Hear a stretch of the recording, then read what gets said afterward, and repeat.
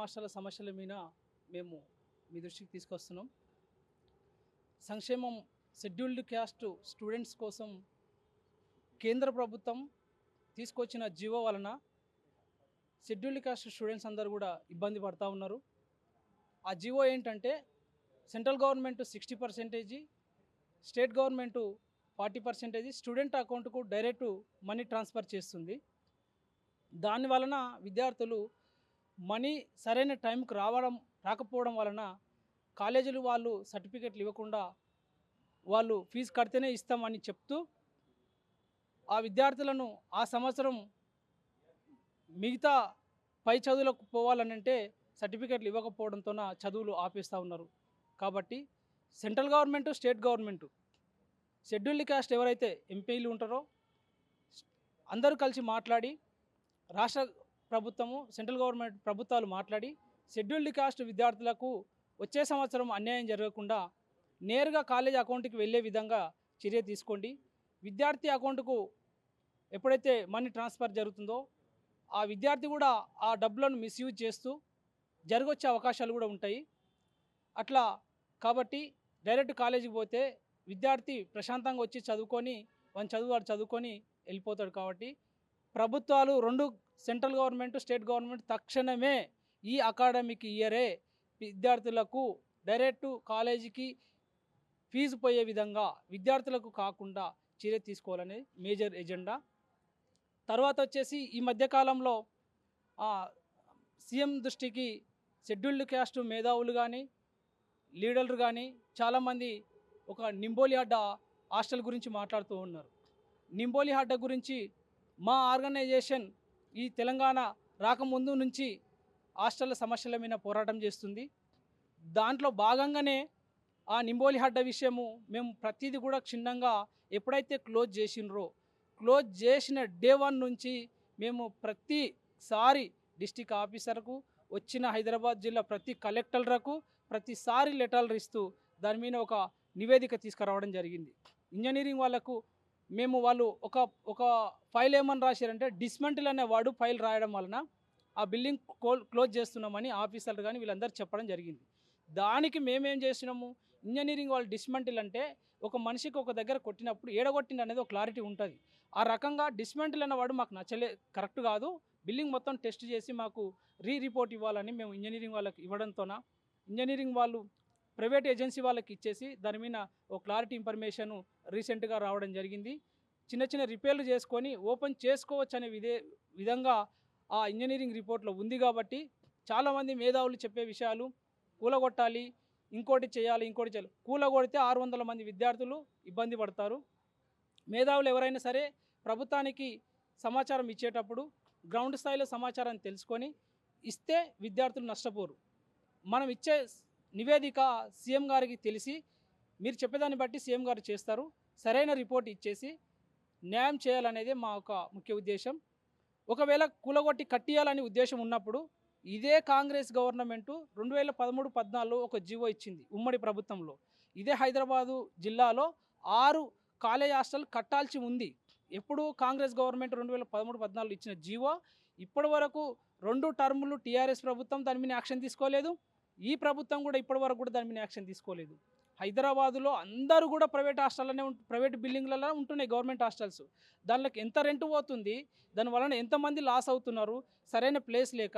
కాబట్టి గవర్నమెంటు గతంలో మీరు ఇచ్చిన జీవోని మళ్ళీ ఒకసారి తెప్పించుకొని దాన్ని పరిశీలించి తక్షణమే హైదరాబాద్లో 6 సొంత భవనాలు కట్టిన తర్వాత అప్పుడు నింబోలిహాడ్డ ఇన్ కేస్ బాగలేదు అనుకున్నప్పుడు ఇందులో ఉన్న విద్యార్థులు ఆ కొత్త భవనాలకు కట్టినాక అక్కడ వెళ్తారు. అప్పుడు నింబోలిహాడ్డ గురించి కూలగొట్టి ఇంకా మంచిది కట్టినా పర్వాలేదు. కాబట్టి ఈ అకాడమిక్ ఇయర్ నింబోలిహాడ్డ హాస్టల్ను తక్షణమే విద్యార్థులకు అందించే చర్య తీసుకోవాలనేదే మా ఒక ముఖ్య ఉద్దేశము. తర్వాత మేము ఏదైతే ఈ హాస్టల్లో ఉండి సివిల్స్ చదువుకోవాలని ఎవరికైతే ఫస్ట్ ఇయర్ నుంచి ఉంటుందో ఆ విద్యార్థులకు కూడా హాస్టల్లో కూడా ఫ్యాకల్టీని ఏర్పాటు చేయాలి. మీరు దానికి పెద్ద ఖర్చు పెట్టాల్సిన అవసరం ఏం లేదు. హైదరాబాద్, రంగారెడ్డి, మేడ్చల్ ఆల్రెడీ హాస్టల్స్ ఉన్నాయి. ఆ హాస్టల్స్లో కావాల్సింది ఏంటి, కొన్ని స్పెషాలిటీ కల్పించేసి మేము ఆల్రెడీ కొన్ని ప్రైవేట్ బిల్డింగ్లలో దాని ప్రకారంగా సివిల్స్ కోసం కొంత తయారు చేసుకున్నాము. ఫ్యాకల్టీని ఏర్పాటు చేస్తే ఆ ఫ్యాకల్టీ ఈవినింగ్ టైంలో పిల్లలు ఖాళీగా ఉండకుండా కాలేజ్ అయిపోయినాక ఈవినింగ్ సమయంలో వాళ్ళు సివిల్స్ కానీ గ్రూప్ 1 కానీ గ్రూప్ 2 కానీ coaching first year degree first year నుంచి సెకండ్ ఇయర్ థర్డ్ ఇయర్ మళ్ళీ PG first year second year 5 సంవత్సరాలు వాళ్ళ హాస్టల్లో ఉంటాడు కాబట్టి ఆ వాళ్ళ డిగ్రీ పీజీ అయిపోయినమ్మడే ఉద్యోగం కొట్టుకోవడానికి అవకాశం ఉంటుంది. ఆ విద్యార్థులందరూ మళ్ళీ బయటికి వెళ్ళి కోచింగ్కి డబ్బులు కట్టుకొని మళ్ళీ హాస్టల్ లేకుండా మళ్ళీ ప్రైవేట్ హాస్టల్లో ఉండి ఆ ప్రైవేట్ హాస్టల్ కట్టుకోవడానికి మళ్ళీ ఫీజుల కోసము ఆ కోచింగ్ సెంటర్లు కట్టుకోవడానికి వాళ్ళ లైఫ్ అయిపోతూ వాడు సరైన చదువుకోలేకపోతున్నాడు. కాబట్టి మేము ఏమంటున్నామనంటే హాస్టల్లోనే సివిల్స్ కోచింగ్ ఏర్పాటు చేయండి. ఈ సివిల్స్ కోచింగ్ కోసం మేము సీఎం రేవంత్ రెడ్డి గారికి ఒక రిప్రజెంటేషన్ ఇవ్వడం జరిగింది. ఆ రిప్రజెంటేషన్ ఆధారంగానే వాళ్ళు ప్రైవేట్గా ప్రిలిమ్స్ వస్తే ₹1,00,000 ఇస్తామని కూడా అనౌన్స్ చేయడం జరిగింది. ఆ అనౌన్స్ కంటే ముందే మేము సీఎం గారికి లెటర్ ఇవ్వడం జరిగింది. దాన్ని పరిశీలించి హాస్టల్లో సివిల్స్ కోచింగు గ్రూప్ 1 గ్రూప్ 2కు ఏర్పాటు చేయాలనేది మా ఉద్దేశం. తర్వాత వర్కర్ల విషయం, చాలామంది మాకు జీవో ఉంది, జీవోల ప్రకారంగా ఆఫీసర్లు పూర్తి స్థాయిలో దాన్ని ఇంప్లిమెంట్ చేయకుండా టెండర్ వాళ్ళకి ఇవ్వడంతోన క్యాటరింగ్ వాళ్ళకి ఇవ్వడంతోన వాళ్ళు అరాకొరా వర్కర్లను పెట్టేసి ఆ వర్కర్లు ఏం చేస్తూ ఉన్నారు, 6,000కి 12,000 ఇవ్వాల్సిన డబ్బులను వాళ్ళకి 6,000 ఇచ్చి 6,000తోనే 3 రకాల పనులు చేయించుకుంటాడు. వాడే కూరగాయలు కోస్తాడు, వాడే అన్నం వండుతాడు, వాడే హాస్టల్ బిల్డింగ్ నుడుస్తాడు, వాడే వాష్రూమ్లు కడుగుతాడు. ఇట్లా పూర్తి స్థాయిలో కూడా వాళ్ళు ఏదైతే ఆ జీవో ప్రకారం కూడా ఇంప్లిమెంట్ చేయకుండా దాంట్లను రకరకాలుగా ఇబ్బంది గురి చేస్తున్నారు. వర్కర్ల క్యాటరింగ్ సిస్టమ్ తీసేసి తక్షణమే అవుట్సోర్సింగ్గా లేదా కాంట్రాక్టా త్వరగా పరిష్కరించాలి. వాళ్ళకి జీతాలు కూడా ఇవ్వరు.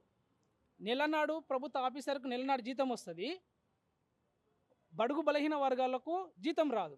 ఇది ఎక్కడి న్యాయం? హాస్టల్లో వర్కర్ చేయకపోతేనే నీకు హాస్టల్ నడవదు, హాస్టల్ నడవకపోతేనే ప్రభుత్వాలే పడిపోతాయి. మరి ఇలాంటి క్రమంలో మీరు ఎందుకు యాక్షన్ తీసుకుంటలేరు?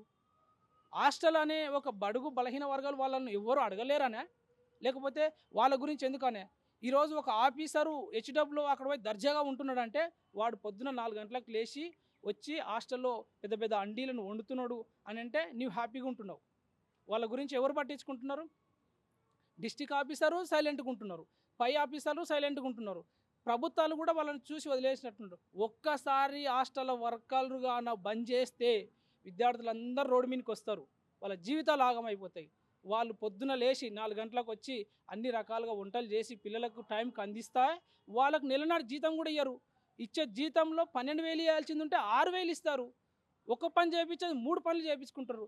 ఇది ఎక్కడి దౌర్భాగ్యమైన పరిస్థితి? ఈ రాష్ట్రంలో ఆఫీసర్ల వ్యవస్థ ఎంత దారుణంగా ఉందనంటే చాలా దారుణంగా ఉంది. కాబట్టి ఈ వర్కర్ల విషయం తక్షణమే చర్య తీసుకొని మాకు న్యాయం చేసే విధంగా చేయండి. అదేవిధంగా రాష్ట్ర వ్యాప్తంగా 100కు పైగా చిన్నపిల్ల హాస్టల్ మూసేసినండి. ఈ చిన్నపిల్ల హాస్టల్ గురించి నేను ఏం చెప్పదలుచుకున్నానంటే, గతంలో గురుకులాలు లేవు కాబట్టి అవి ఫుల్ నడిచినాయి. ప్రస్తుతము హాస్టల్ స్ట్రెంత్ రాకపోతే ఆ జిల్లాలో నియర్ ఎక్కడైతే స్ట్రెంత్ ఉన్న హాస్టల్ దగ్గరనో క్లోజ్ అయిన హాస్టల్ని ఓపెన్ చేస్తే అది నడుస్తుందండి. అదేవిధంగా దూరం ఉందనుకోండి, దూరం ఉంటే ట్రాన్స్పోర్ట్ ఏర్పాటు చేయండి. హాస్టల్కు స్కూల్కు ట్రాన్స్పోర్ట్ ఏర్పాటు చేయండి. ట్రాన్స్పోర్ట్ ఏర్పాటు చేయాలని కూడా మేము రీసెంట్గా అక్నూర్ మురళి గారు ఒక రిపోర్ట్ ఇవ్వడం జరిగింది. దానికంటే ముందే మీ గవర్నమెంట్కు మేము రిప్రజెంటేషన్ ఇవ్వడం జరిగింది. హాస్టళ్ళు ముయ్యకుండా, చిన్నపిల్లలు ముయ్యకుండా వాళ్ళకు ట్రాన్స్పోర్ట్ ఏర్పాటు చేయండి అని కూడా మేము రిప్రజెంటేషన్ ఇవ్వడం జరిగింది. దానికి కూడా సమాధానం లేదు. కాబట్టి తక్షణమే 100కు పైగా ఉన్న హాస్టళ్లను స్కూల్కు దగ్గర అక్కడ ఒక ప్రైవేట్ బిల్డింగ్ తీసుకొని ఓపెన్ చేసుకునే అవకాశం ఉంది. ఎక్కువ స్ట్రెంత్ ఉన్న కాడ ఓపెన్ చేయాలి. ఒకవేళ మీది గవర్నమెంట్ బిల్డింగ్ ఉన్నట్లయితే దానికి ట్రాన్స్పోర్ట్ ఏర్పాటు చేసి హాస్టల్ని క్లోజ్ చేయకుండా ఓపెన్ చేయాలనేది మెయిన్ ఉద్దేశం. తర్వాత చాలా జీవోలు ఇంప్లిమెంటేషన్ లేవు, పిల్లలకు ప్యాకెట్ మ్యాన్ వస్తలేవు, తర్వాత సీసీ కెమెరా లేవు, తర్వాత వగేరా చాలా ఉన్నాయి. అన్ని జీవోలను పూర్తి స్థాయిలో స్టడీ చేసి దానిని కూడా ఓపెన్ చేయాలనేది మా ముఖ్య ఉద్దేశం.